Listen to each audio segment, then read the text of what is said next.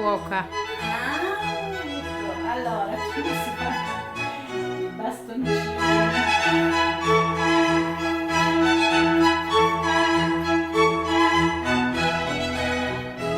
E poi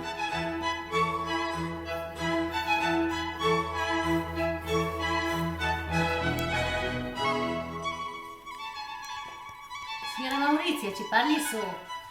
Spiega cosa stiamo facendo. Vengono, mi sa che sono i più buoni.